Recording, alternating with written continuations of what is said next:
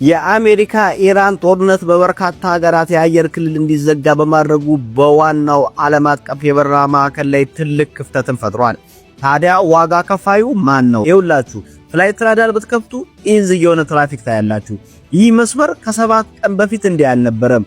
በዓለም ካሉ መስመሮች ቢዚ ክሮስ ሮድ ማለትም በጣም ስራ የሚበዛበት ማቋረጫ የሆነ መስመር ነበር። ይህ ደግሞ በሺዎች የሚቆጠሩ በረራዎች እንዲሰረዙ፣ ቱሪስቶችን በመካከለኛው ምስራቅ እንዲቀሩና አየር መንገዶች ረጅምና ብዙ ነዳጅ የሚፈጁ መስመሮችን ለመጠቀም በመገደዳቸው ከፍተኛ ኪሳራ እንዲደርስባቸው አድርጓል።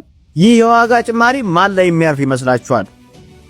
ያው እኛ ጋር ነው የሚያርፍ። ሌላው ወሳኝ ነገር ደግሞ የባህር ላይ ንግድ ነው። የሆርሙዝ ሰርጥ ደግሞ እንደምታውቁት ተዘግቷል። ይህ ደግሞ 20% የሚሆነውን የዓለም ነዳጅና የተፈጥሮ ጋዝ ጭነት፣ 34% የማዳበሪያ ምርት እንዲሁም ከፍተኛ መጠን ያለው የሜታኖልና የመድኃኒት ግብአቶችና ሌሎች ሸቀጦች ዝውውር ላይ ተጽዕኖ አሳርፏል።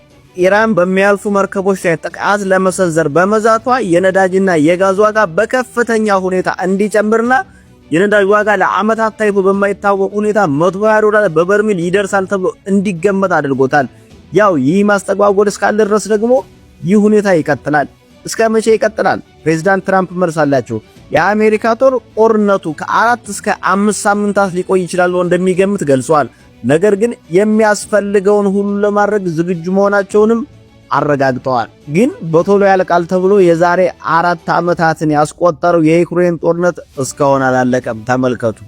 ሌላው ደግሞ በሚመጡት 4 ወራት ውስጥ አሜሪካ፣ ሜክሲኮና ካናዳ የሚያዘጋጁትን የዓለም ዋንጫ ይጀምራል።